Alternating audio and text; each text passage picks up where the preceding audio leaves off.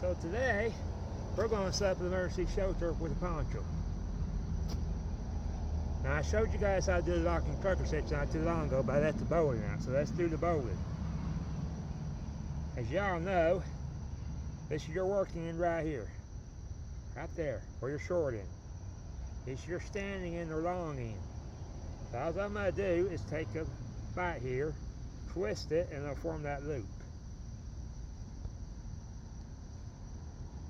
Should look like that when it's facing you. That's crossed over the short end's crossed over the long end, the working end's crossed over the standing end. So we'll do it again. Just like that. And then what we want to do, I'm going to scoot in closer here. You guys don't necessarily see my face. Like I said, it should look like this. I can't have my finger away there. Like that. Now what we want to do, I'm going to do this again. Take it. Just like that. And then the way I do it is you want to take it now, you want to lay it down. This is about a good part of the knots I know starts the same way. This is how I learned it, that's how I'm going to do it. If you know a different way, go right ahead and do it like that. It don't really matter.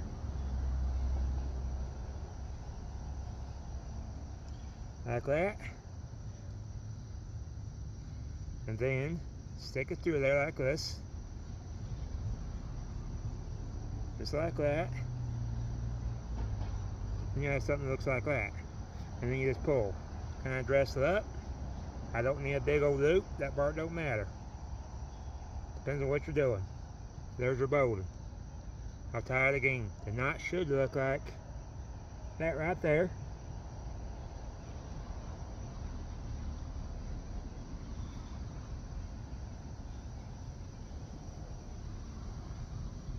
Here we go. We'll do it one more time. Short end or working end, long end or standing end. Take it, make that bite, twist it, just like that. Put it on your line. So put this over on the standing end. I'll push through with my finger, making this like this. Like that. Like that. Adjust it. It doesn't matter where that's to the middle or not, it still functions and it's still a bowline. See that knot? It's the same. I'll get back with you guys. I've already showed you the quick release and the locking trucker set, so I'll get back with you. I'm going to set this ridge line up. Just to show you this, there's my quick release on the bowline, then the line bowline. We'll come down here. We may not use those, I don't know yet. That depends on the rain poncho. Not all rain ponchos are made the same. Come down here, I got this stretched pretty tight. I'll probably stretch it a little bit tighter. But there's the locking trucker hitch. Get back with you. Alright, so here's my poncho. Well, I'm going to check out now, and y'all know how I put on a rain poncho. I'm not going to show that. We're trying to set this up as shelter. I'm also trying to see about the grommets, because not every poncho is the same. All I'm going to do is unbutton this thing. I don't think it has a middle grommet, so we may not use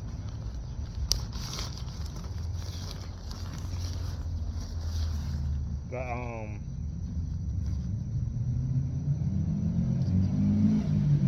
hold on a minute. Oh, I hit the wrong button. Anyways, the pursy loops. Had a brain moment there for a minute, so I was telling you to hold on so I could think what I was trying to say.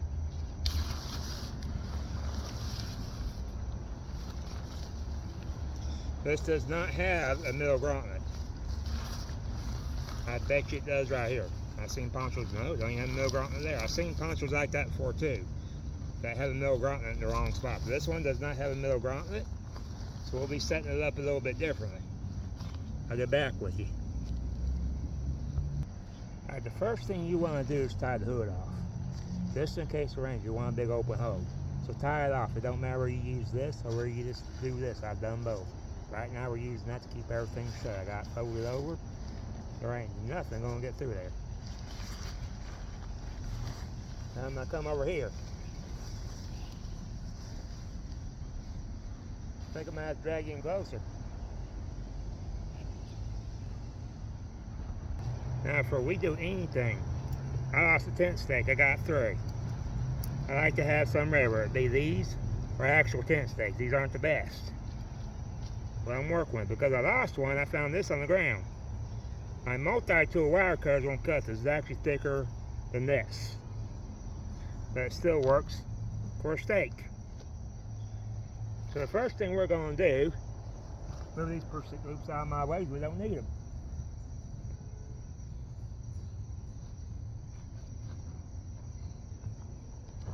Grab this over here.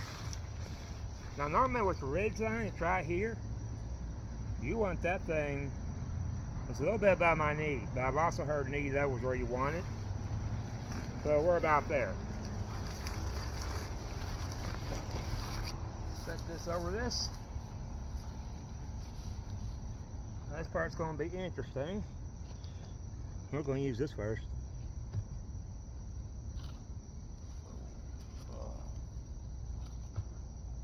Stretch this out a little.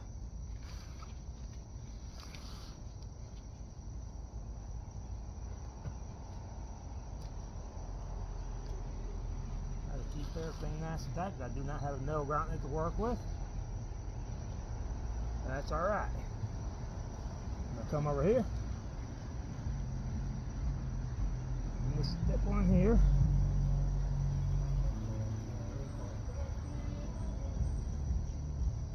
And if it doesn't go all the way in the ground, don't worry about it. No sense in bending the tent stakes.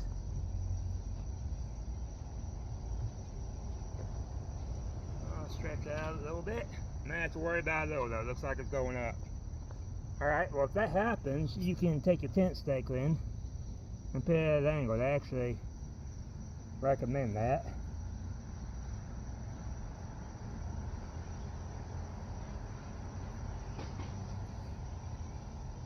There.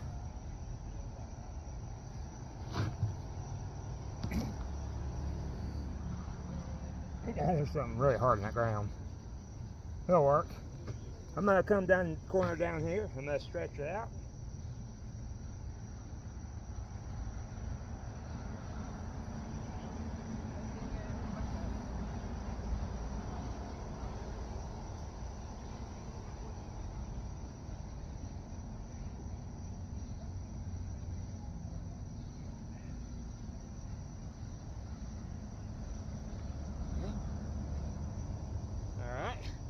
I'm going to do up there 2 tent stakes. You don't have to watch within tent stakes. We all know how to do that. Alright, just to let you guys know I'm in a park, so if you hear voices or screaming from the kids playing, that's kind of what's going on when I was back out in the woods for this. But as you can see, that's how you set that thing up. I did have to make a few adjustments to get tight. Like I do have bank line on this. It came when he gave it to me, SD Mountain Man. They came to bank line already on. I thought about taking them off, but they're short. I'm not worried about getting rained on with them. I usually don't like things hanging off a poncho, but that wasn't that bad. As far as it being wrinkly, it don't matter. I admit sometimes making YouTube videos, you try to make it look perfect, but that's alright. That tent stake didn't want to go in all the way. That's cool. Did the best we had with that one. That one didn't want to go in all the way, but it seems to be holding on his bank line pretty good. That one over there did go all the way. Now, what's it going to look like with it under? With me under it, we'll find out. Alright, so getting in here, especially that knocker on my phone, it's plenty long enough. I'm not that wide of a guy. I mean, I'm kind of wide, but I ain't that wide. So hopefully, now, I'll tell you this right now. If you're in the woods, have something under you. Leaves, pine, I don't care, grass. Something to make it more comfortable and something to keep you off that ground. And if you got a pads you can put underneath there, that's even better. I would still pick grass and leaves and wherever else you can find underneath there. Something to make yourself comfortable as possible. So I'm here to tell you, if I had to spend a night like this right now, it'd probably be just a little bit uncomfortable. But for an emergency shelter, I can't make it back to camp. Let me dig something out of my pocket before I crush everything. That's another thing. There, my backup light. Getting under here could be a challenge. So far, not too bad. Oh, my shirt don't get up on this grass. There we go.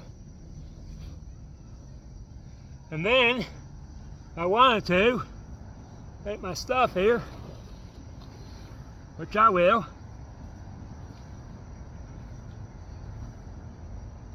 And this ain't bad. I can scoot down further. I got plenty of room. This is a long, my feet aren't even hanging out. It's a very long poncho. It may not have the middle grommet, but I swear it's longer than USGI poncho.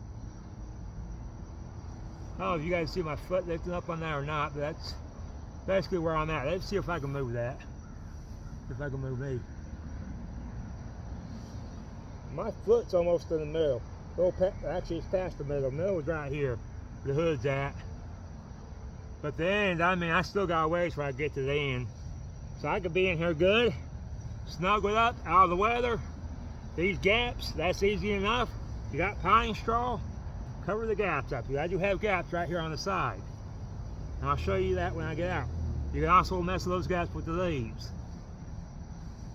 Let me get out of there. And I'll show you the gaps. Oh.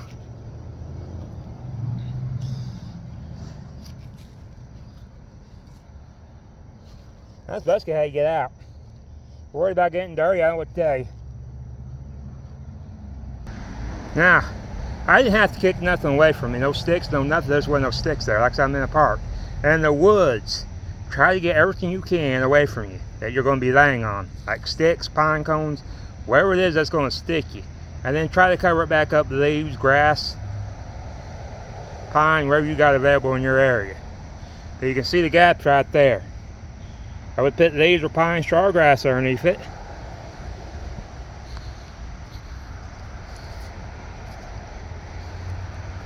Same here.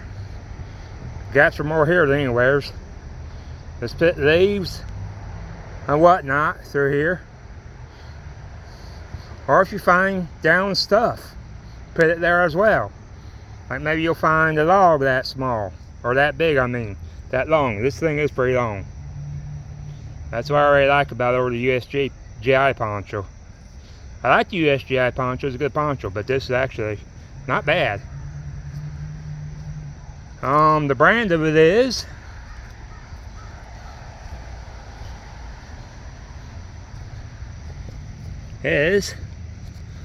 Arterius. And if the wind's blowing, make sure the wind ain't blowing towards the opening.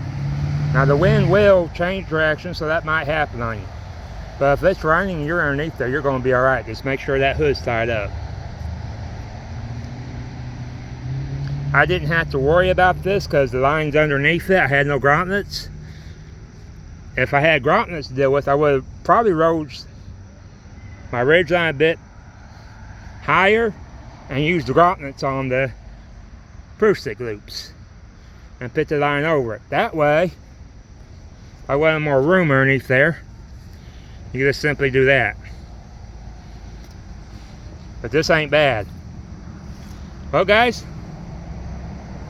I will get back to you on the next one. I'll see you on the next one.